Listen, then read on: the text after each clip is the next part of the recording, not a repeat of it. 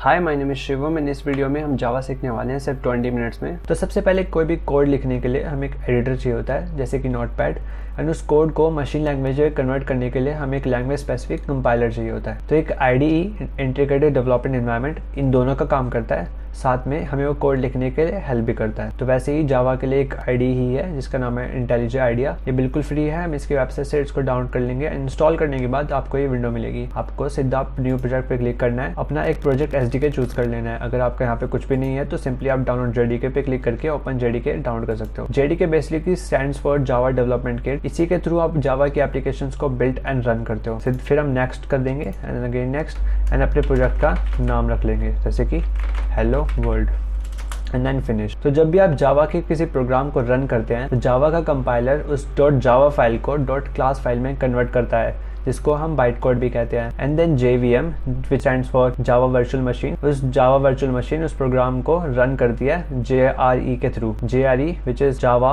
Run time environment, and then आपका program run कर जाता है। तो अभी हमें यहाँ पे किसी भी चीज से कोई लेना देना नहीं है, हम सिंपली SRC के फोल्डर पे जाके जावा क्लास बना लेंगे जिसका नाम मैं रखूंगा हेलो। तो अभी यहाँ पे आपको एक ब्लॉक ऑफ कोड दिख रहा है जो ये बताते हैं कि हमने एक क्लास बनाई है जिसका नाम है हेलो। इस एडिटर के अंदर जो भी पर्पल कलर के वर्ड्स होंगे वो होंगे आपके रिजर्व्ड वर्ड, यानी वो वर्ड जिनके अपने स्पेशल मीनिंग होते हैं। फॉर एग्जांपल पब्लिक एक टाइप का एक्सेस मॉडिफायर है। एक्सेस मॉडिफायर वो होते हैं जहाँ पे भी इनका यूज़ होता है या उसकी विजिबिलिटी या फिर उसके स्कोप को बताते हैं। फॉर एग्जांपल अभी हम इसको क्लास के साथ यूज़ कर रहे हैं तो पब्लिक ये बताते हैं कि इस क्लास को हम किसी डिफरेंट जावा फाइल से या फिर किसी डिफरेंट पैकेज से भी इसको हम एक्सेस कर सकते हैं। फॉर एग्जांपल पैकेज क्या होता है? पैकेज बेसिकली एक कलेक्शन होता है किसी भी सिमिलर टाइप ऑफ फाइल्स का या फिर आपके प्रोजेक्ट फाइल्स का। इसके थ्रू आपका project management and project sharing काफ़ी इजी हो जाता है। एक पैकेज को बनाने के लिए हम सिंपली पैकेज कीवर्ड का यूज़ करेंगे एंड अपने पैकेज का नाम रख देंगे। अब यहाँ पे एक एरर आया है, यहाँ पे क्लिक कर देंगे move to package hell, and हमारा पैकेज हेल बन चुका है एंड इसके अंदर हमारा एक हेलो क्लास है हमारी। अभी मैं आपको एक डिफरेंट पैकेज बना के दिखाता हूँ। तो हमारा डिफरेंट पैकेज बन चुका है एंड इसके अंदर हम अपनी हेल के पैकेज यानी हमारी हेलो क्लास को इंपोर्ट कराएंगे। इसको इंपोर्ट कराने के लिए हम सिंपली इंपोर्ट कीवर्ड का यूज़ करेंगे एंड अपने पैकेज का नाम एंड देन अपनी हेलो क्लास। तो आप देख सकते हैं कि हमने यहाँ पे हेलो क्लास को इंपोर्ट करा लिया है। तो चलो अब वापस से सब कुछ नॉर्मल कर देते हैं। तो आपको समझ आ गया होगा कि पब्लिक एक्सेस मॉडिफायर काम क्या करता है। तो वैसे ही 3 टाइप के और एक्सेस मॉडिफायर्स होते हैं जो कि होते हैं डिफॉल्ट, प्राइवेट एंड प्रोटेक्टेड। जब हम किसी भी कीवर्ड का यूज नहीं करते हैं तो उस टाइम पे हम डिफॉल्ट एक्सेस मॉडिफायर यूज कर रहे होते हैं। जावा में हर क्लास, कंस्ट्रक्टर, वेरिएबल या मेथड के साथ एक एक्सेस मॉडिफायर एसोसिएट होता है, बट इस ट्यूटोरियल के अंदर मोस्टली हम पब्लिक कीवर्ड का यूज करेंगे। तो अभी हम इसको पब्लिक आने देते हैं। तो क्लास क्या होती है? क्लास बेसिकली ब्लूप्रिंट होता है किसी ऑब्जेक्ट को बनाने के लिए। फॉर एग्जांपल कार एक क्लास है, स्टीयरिंग व्हील एंड इंजन इसके क्लास कंपोनेंट्स हैं, एंड सिडाइंस एंड SUVs इसके ऑब्जेक्ट्स हैं। जावा एक ऑब्जेक्ट ओरिएंटेड लैंग्वेज है and access modifiers, classes, object ये सब इसी के पार्ट है। तो किसी भी प्रोग्राम का जो एंट्री पॉइंट होता है वो होता है उसका मेन मेथड, यानी वो मेथड जहाँ से कंपाइलर प्रोग्राम को रीड करना स्टार्ट करता है। तो वैसे ही जावा में एक मेन मेथड बनाने के लिए हम किसी क्लास के अंदर इस एडिटर में मेन लिख देंगे, या फिर ये काम हम PSVM लिख के भी कर सकते हैं। Method basically block of code होता है जिसको हम कितनी भी बार कॉल कर सकते हैं। इसको हम कोई भी डेटा दे सकते हैं एंड इससे कुछ ऑपरेशंस करवाने के बाद हम इससे कोई डेटा ले सकते हैं। जावा में हम मेन मेथड के अंदर कोई भी ऑल्ट्रेशन नहीं कर सकते हैं, अनलाइक C++ जहाँ पे हम उसके रिटर्न वैल्यूज को चेंज कर सकते हैं। आपको यहाँ पे अगेन एक एक्सेस मॉडिफायर दिखाई दे रहा है। देन स्टैटिक कीवर्ड के बारे में हम बाद में बात करेंगे। वॉइड एक रिटर्न टाइप है, यानी जब हमें इस मेथड से कोई भी डेटा रिटर्न नहीं करवाना है उस टाइम पे हम वॉइड का यूज करते हैं। देन हमारे मेन का नाम यानी पेरेंथेसिस के अंदर हम वो डेटा देंगे जो हम मेन को यानी उस मेथड को देना चाहते हैं।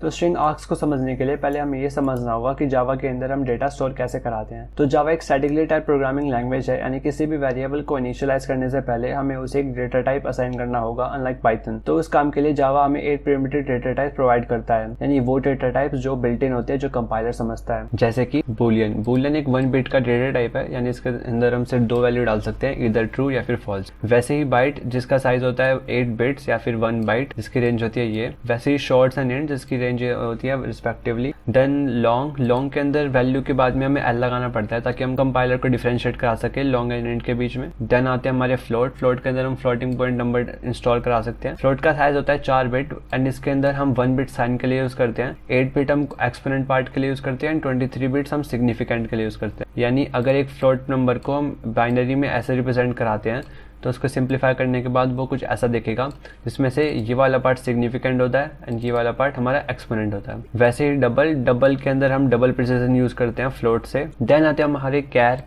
के अंदर हम कैरेक्टर स्टोर करा सकते हैं, जैसे ABCD या फिर कोई नंबर या फिर कोई स्पेशल कैरेक्टर। जावा के अंदर हम 16 bit Unicode character set use करते हैं, जबकि C++ के अंदर हम ASCII कैरेक्टर सेट यूज करते हैं जिसका साइज होता है 1 बाइट। बट जावा के अंदर हम 2 बाइट के यूज करते हैं, यानी जावा की जो कैरेक्टर सेट होते हैं उनकी रेंज ज़्यादा होती है। ऑल्सो ये स्लैशेस के बाद जो भी कोड होता है इनको हम सिंगल लाइन कमेंट्स कहते हैं। कमेंट्स यानी वो ब्लॉक ऑफ कोड जो कंपाइलर इग्नोर कर देता है अपने कंपाइलेशन प्रोसेस के टाइम पे। इसका यूज मोस्टली यूजर्स अपने कोड को सिंप्लीफाई या फिर एक्सप्लेन करने के लिए यूज करते हैं। जावा में 3 टाइप की कमेंट्स होती है, सिंगल लाइन जैसे कि ऐसी, देन होती है हमारी मल्टी लाइन कमेंट्स जिसको बनाने के लिए हम फॉरवर्ड/ और स्टार का यूज करते हैं। उसके बाद आती है हमारी डॉक कमेंट्स जिसके अंदर हम टैग्स यूज कर सकते हैं।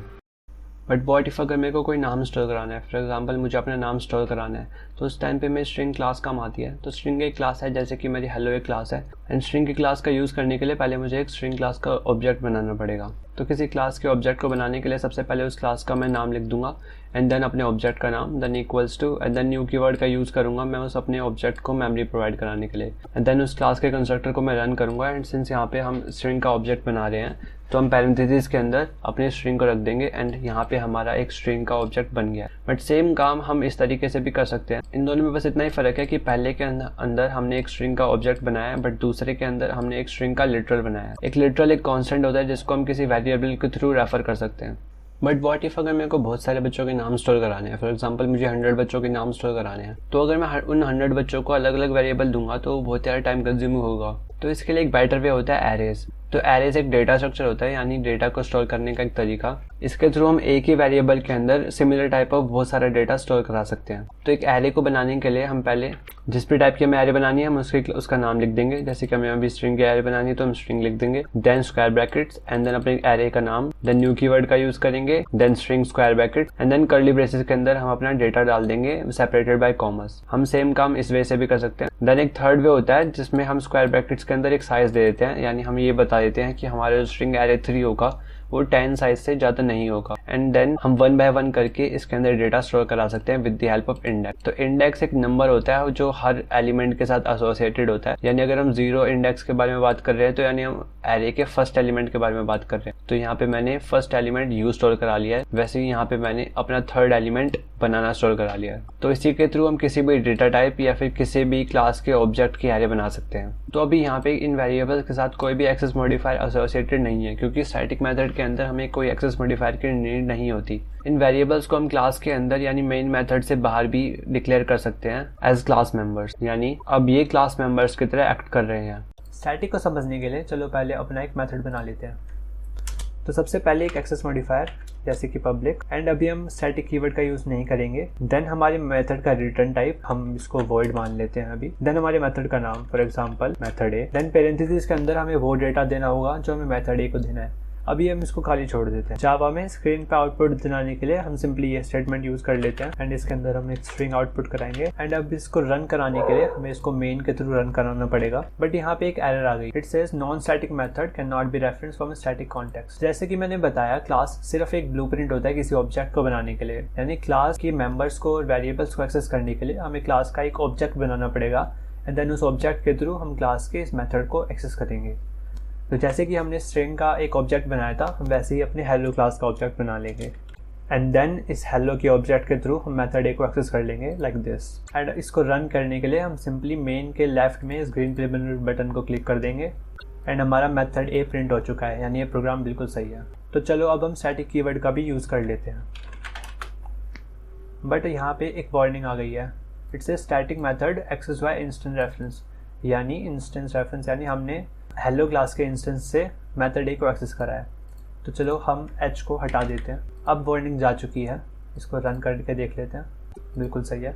तो ऐसा क्यों हुआ? क्योंकि स्टैटिक मेथड का अपना एक खुद का एग्जिस्टेंस होता है, इसकी एक यूनिक कॉपी होती है एंड सारे ऑब्जेक्ट्स इसी कॉपी को यूज़ करते हैं। इसको एक्सेस करने के लिए हमें किसी ऑब्जेक्ट की ज़रूरत नहीं होती है। तो इससे आपको ये भी समझ आ गया होगा कि हम यहाँ पे hello.main कैसे एक्सेस कर पा रहे हैं, क्योंकि मेन एक स्टैटिक मेथड है एंड मेन को एक्सेस करने के लिए हमें हेलो का ऑब्जेक्ट बनाना नहीं पड़ा। तो चलो अब हम मेथड ए को एक पैरामीटर भी दे देते हैं एंड इस मेथड के थ्रू हम इस पैरामीटर का इंक्रीमेंट रिटर्न कराएंगे। रिटर्न कराने के लिए हम रिटर्न कीवर्ड का यूज़ करेंगे, बट यहाँ पे एरर आ गया क्योंकि हमने अभी तक रिटर्न टाइप ना इंट में कन्वर्ट नहीं करा है। बट अगेन एक एरर आ गया क्योंकि ये स्टेटमेंट अनरीचेबल है, क्योंकि मेथड से रिटर्न कराने के बाद हम उस मेथड से एग्जिट कर जाते हैं। बट अभी हम इस मेथड की कॉल को इग्नोर कर रहे हैं, तो हम इसकी वैल्यू एक इंटीजर वेरिएबल के अंदर स्टोर करा लेते हैं एंड देन उसको हम आउटपुट करा लेंगे। इसको रन करेंगे, हमारा प्रोग्राम बिल्कुल सही है। जावा में यूज़र से इनपुट लेने के लिए हम स्कैनर क्लास का यूज़ करते हैं। तो स्कैनर एक क्लास है, तो हमें स्कैनर का एक ऑब्जेक्ट बनाना होगा, लेकिन दिस टाइम हमें यहाँ पे एक आर्ग्यूमेंट देना होगा जो कि होगा system.in। स्कैनर क्लास का यूज़ करने के लिए हमें पहले स्कैनर क्लास को इंपोर्ट भी कराना होगा with the help of this statement. Then एक इंटीजर को स्टोर कराने के लिए हमें स्कैनर के नेक्स्ट इंट मेथड को एक्सेस करना होगा। वैसे ही दूसरे वेरिएबल्स के लिए भी हम काम कर सकते हैं, जैसे कि एक स्ट्रिंग को इनपुट कराने के लिए हम स्कैनर के नेक्स्ट मेथड को एक्सेस कर सकते हैं। अब आप सोच रहे होंगे कि मैंने स्कैनर के अंदर एक आर्ग्यूमेंट दिया है, मैंने जब स्ट्रिंग का एक ऑब्जेक्ट बनाया था मैंने तब भी उसके अंदर एक आर्ग्यूमेंट दिया था, लेकिन मैंने यहाँ पे हेलो क्लास का एक ऑब्जेक्ट बना रखा है, यहाँ पे मैंने कोई आर्ग्यूमेंट नहीं दिया है, तो ऐसा क्यों? तो इसके लिए पहले हमें ये समझना होगा कि कंस्ट्रक्टर क्या होते हैं। तो जब भी हम किसी क्लास का ऑब्जेक्ट बनाते हैं तो सबसे पहले जो कोड चलता है वो होता है उसका कंस्ट्रक्टर। कंस्ट्रक्टर को बनाना बेसिकली एक मेथड के बनाने जैसा ही होता है, लेकिन इसके अंदर हम कोई रिटर्न वैल्यू यूज़ नहीं करते हैं। कंस्ट्रक्टर बेसिकली दो टाइप के होते हैं, empty constructors and parameterized constructor. एक कंस्ट्रक्टर को बनाने के लिए हम एक एक्सेस मॉडिफायर यूज़ करेंगे एंड जिस क्लास के अंदर हम काम कर रहे हैं हम उसी का कंस्ट्रक्टर बना सकते हैं, तो यानी हम हेलो का बना सकते हैं। देन पैरेंथेसिस एंड देन इस स्टेटमेंट को हम प्रिंट कराएंगे। इस प्रोग्राम को रन करते हैं तो हमारा एम्प्टी कंस्ट्रक्टर प्रिंट हो चुका है। लेकिन अगर मैं पैरामीटराइज कंस्ट्रक्टर को रन करना चाहता हूँ तो ऑब्जेक्ट के इनिशियलाइज के टाइम मुझे आर्ग्यूमेंट्स देने होंगे। इस प्रोसेस को हम कास्टिंग कहते हैं, यानी इस इंटीजर को मैंने बाइट के अंदर कन्वर्ट कर लिया है एंड देन इस प्रोग्राम को हम रन करेंगे तो हमारा पैरामीटराइज कंस्ट्रक्टर रन हुआ है और हमारा एम्प्टी कंस्ट्रक्टर रन नहीं हुआ। पैरामीटराइज कंस्ट्रक्टर का यूज़ मोस्टली हम क्लास के मेंबर्स को इनिशियलाइज करने के लिए ही यूज़ करते हैं। दिस कीवर्ड का मतलब होता है हम करंट ऑब्जेक्ट के बारे में बात कर रहे हैं, यानी एच के बी के बारे में हम बात कर रहे हैं। तो आई होप इससे आपको समझ आ गया होगा कि कंस्ट्रक्टर क्या होते हैं। एक बहुत ही इंपॉर्टेंट टॉपिक होता है जावा ऑपरेटर्स। ऑपरेटर्स के थ्रू ही हम जावा के वेरिएबल्स पर ऑपरेशन परफॉर्म करते हैं। ये बेसिकली 5 टाइप के होते हैं। अर्थमेटिक ऑपरेटर्स जैसे प्लस माइनस या मल्टीप्लाई, जैसे कि प्लस माइनस डिवीजन या मल्टीप्लिकेशन। एक होता है हमारा मॉड्यूलस ऑपरेटर जिसके बारे में भी बात करेंगे। देन हमारा इंक्रीमेंट, देन हमारा उसका अपोजिट डिक्रीमेंट। मॉड्यूलस को समझने के लिए एक प्रोग्राम लिखते हैं। मॉड्यूलस ऑपरेटर का यूज़ हम डिवीजन का रिमाइंडर पता लगाने के लिए यूज़ करते हैं। तो अगर हम इस प्रोग्राम को रन करेंगे तो ये 0 प्रिंट करेगा, क्योंकि आई एक इवन नंबर है, इसको 2 से डिवाइड करने के बाद कोई भी रिमाइंडर नहीं बचता है। लेकिन अगर मैं ये काम 101 पे करता हूँ तो हमारा 1 रिमाइंडर प्रिंट हो जाता है। सेकंड होते हैं हमारे असाइनमेंट ऑपरेटर्स, जैसे कि असाइनमेंट ऑपरेटर या फिर एडिशन असाइनमेंट ऑपरेटर्स या फिर डिवीजन असाइनमेंट ऑपरेटर्स एंड वैसे ही बहुत सारे। थर्ड होते हैं हमारे कंपैरिजन ऑपरेटर्स, जिनका यूज़ हम किसी वेरिएबल या कॉन्स्टेंट्स को कंपेयर करने के लिए यूज़ करते हैं। फॉर एग्जांपल यहाँ पे अगर i और 101 इक्वल है तो हमारी स्टेटमेंट प्रिंट होगी, यानी ये स्टेटमेंट ट्रू है। यानी अगर i 101 के बराबर है तो ये कंडीशन ट्रू हो जाएगी एंड इफ़ की स्टेटमेंट रन कर जाएगी। इसी का उल्टा काम करने के लिए हम इस ऑपरेटर का यूज़ करते हैं, यानी अगर i 101 के बराबर नहीं है तो ये स्टेटमेंट काम नहीं करेगी क्योंकि ये कंडीशन फॉल्स हो चुकी है। वैसे ही कुछ और ऑपरेटर्स हैं। उसके बाद आते हैं हमारे लॉजिकल ऑपरेटर्स, जिसका यूज़ हम 2 कंडीशंस को कंपेयर करने के लिए यूज़ करते हैं। यानी अगर यहाँ पे ये दोनों कंडीशन ट्रू होगी तभी ये स्टेटमेंट रन करेगी, अदरवाइज ये काम नहीं करेगी। इसी का उल्टा होता है हमारा लॉजिकल और ऑपरेटर, यानी अगर इन दोनों में से कोई भी एक कंडीशन ट्रू होगी तब ये स्टेटमेंट रन कर जाएगी, अदरवाइज नहीं करेगी। नेक्स्ट होते हैं हमारे बिट वाइज ऑपरेटर्स। इसका यूज़ हम इंडिविजुअल बिट्स को मैनिपुलेट करने के लिए यूज़ करते हैं। जैसे कि a 5 के बराबर है जिसकी बिट वैल्यू इसके बराबर होती है, वैसे ही b जो 7 इंटीजर के बराबर है बट बिट में इसकी वैल्यू इसके बराबर होती है। एंड अगर इन दोनों का हम और ऑपरेशन करते हैं तो इनकी वैल्यू कुछ ऐसी हो जाएगी, यानी 1 और 1 a के बराबर होता है, वैसे ही 0 और 1 a 1 के बराबर होता है एंड 0 और 0 0 के बराबर होता है। वैसे ही हमारा बिट वाइज एंड होता है, एक जोर ऑपरेटर होता है, एक नॉट एंड ये कुछ शिफ्ट ऑपरेटर्स होते हैं। किसी प्रोग्राम में मोस्टली आप जिस चीज़ का यूज़ करते हो वो होते हैं आपके लॉजिक एंड लूप। तो लूप बेसिकली वो ब्लॉक ऑफ कोड होता है जो जब तक चलता रहता है जब तक उसके चलने की कंडीशन फॉल्स ना हो जाए। तो जावा के अंदर 3 टाइप की लूप्स होती है, for, while and do while. एक फॉर लूप को बनाने के लिए हम पहले फॉर कीवर्ड का यूज़ करेंगे and then parenthesis, and in parenthesis के अंदर 3 स्टेटमेंट्स आती है। पहली स्टेटमेंट यूजली हम इसके अंदर एक वेरिएबल इनिशियलाइज करते हैं एंड सेकंड होती है हमारी लूप के चलने की condition. And then third loop के कंडीशन का वेरिएबल को अपडेट कराना, एंड देन हमारा कर्ली ब्रेसेस। तो जो फर्स्ट स्टेटमेंट होती है वो इस ब्लॉक ऑफ कोड के चलने से पहले सिर्फ एक बार काम करती है। जो सेकंड स्टेटमेंट होती है वो हर बार इस ब्लॉक ऑफ कोड को रन होने से पहले काम करती है, एंड जो थर्ड स्टेटमेंट होती है वो हर बार इस ब्लॉक ऑफ कोड को रन होने के बाद काम करती है। अगर यहाँ पे मैं i की वैल्यू को आउटपुट कराता हूँ तो वो कुछ ऐसा दिखेगा, क्योंकि जब हमारी i की वैल्यू 10 हो जाएगी तो 10 से छोटा नहीं है एंड ये कंडीशन फॉल्स हो जाएगी एंड हम इस लूप से एग्जिट कर लेंगे। देन सेकंड होती है हमारी वाइल लूप। वाइल लूप को बनाने के लिए हम वाइल कीवर्ड का यूज़ करेंगे एंड उसके चलने की कंडीशन सेट कर देंगे। बट यहाँ पे एक एरर आ गया है, can not resolve symbol i, because हर एक वेरिएबल का अपना एक स्कोप होता है। सिंस हमने i का इनिशियलाइजेशन फॉर लूप के अंदर करा था तो i का स्कोप सिर्फ 4 के अंदर तक ही है। तो बेसिकली इसको सॉल्व करने के लिए हमें वाइल के बाहर इंट i को इनिशियलाइज करना पड़ेगा एंड देन कर्ली ब्रेसेस। यहाँ पे हम i को प्रिंट करा लेंगे, इसको हटा देते हैं। अगर मैं इस प्रोग्राम को अब रन करता हूँ तो ये प्रोग्राम हमेशा चलता ही रहेगा, इसका कोई एंड नहीं होगा जब तक हमारा स्टैक ओवरफ्लो एरर ना आ जाए। क्योंकि i को हमने कभी अपडेट ही नहीं करा है तो i हमेशा 10 से छोटा ही रहेगा, तो इसलिए हम i को अपडेट कर देते हैं। इस स्टेटमेंट का बेसिकली यही मतलब होता है कि हमने i की वैल्यू को 1 से इंक्रीमेंट कर दिया है। इसको रन करेंगे, देन अगेन हमारा सेम काम करा है इसने। थर्ड होती है हमारी डू वाइल लूप। तो डू वाइल लूप को बनाने के लिए हम डू कीवर्ड का यूज़ करेंगे एंड देन कर्ली ब्रेसेस। यहाँ पे हम स्टेटमेंट प्रिंट करा लेंगे, दिस टाइम थोड़ी डिफरेंट। देन वाइल का यूज़ करेंगे एंड अपनी कंडीशन सेट कर देंगे एंड देन सेमीकोलन। i की वैल्यू को अंदर हम अपडेट भी कर लेंगे। इस प्रोग्राम को रन करेंगे एंड 10 से 18 तक वैल्यू हमारी प्रिंट हो चुकी है। तो वाइल और डू वाइल में सिर्फ इतना ही डिफरेंस होता है कि पहले वाइल के अंदर कंडीशन चेक होती है एंड देन स्टेटमेंट्स रन करती है, बट डू के अंदर पहले स्टेटमेंट्स रन करती है एंड देन कंडीशन चेक होती है। इस वे को हम कॉन्कैटिनेशन भी बोलते हैं। एंड इस प्रिंट स्टेटमेंट के अंदर हमने डिफरेंट प्रिंट मेथड यूज़ करा है। प्रिंट एलन के अंदर हम प्रिंट कराने के बाद एक न्यू लाइन कैरेक्टर भी प्रिंट कराते हैं, बट प्रिंट में ऐसा नहीं होता है। जावा में आप किसी भी लूप के अंदर मल्टीपल लूप्स डाल सकते हो, किसी मेथड के अंदर मल्टीपल मेथड्स डाल सकते हो, किसी क्लास के अंदर के मल्टीपल क्लासेस डाल सकते हो एंड थिंग्स यहाँ पे बहुत इंटरेस्टिंग हो जाती है। जैसे कि ये नेस्टेड फॉर लूप है, इसको रन करेंगे तो कुछ ऐसा प्रिंट होगा। कूल ना। आप लूप्स का यूज़ किसी एरे के एलिमेंट्स को प्रिंट कराने के लिए भी यूज़ कर सकते हो, लाइक दिस। इंट्स डॉट लेंथ का मतलब है इंट्स एरे की लेंथ यानी 10 एलिमेंट्स। इसको मैं रन कर लेता हूँ एंड 1 से लेकर 10 तक एलिमेंट प्रिंट हो चुके हैं। बट अगर मैं चाहता हूँ कि मैं इस एरे के अंदर एक एलिमेंट ढूंढूँ, अगर वो मिल जाए तो मैं येस प्रिंट कराऊँ, अदरवाइज़ मैं नो प्रिंट कराऊँ, तो उसके लिए मैं इफ़ और एल्स स्टेटमेंट का यूज़ कर सकता हूँ। इसका मतलब ये हुआ कि अगर मुझे इस एरे के अंदर एक एलिमेंट 5 मिल गया तो मैं वहाँ पे येस प्रिंट कराऊंगा, अदरवाइज़ मैं नो प्रिंट कराता रहूँगा।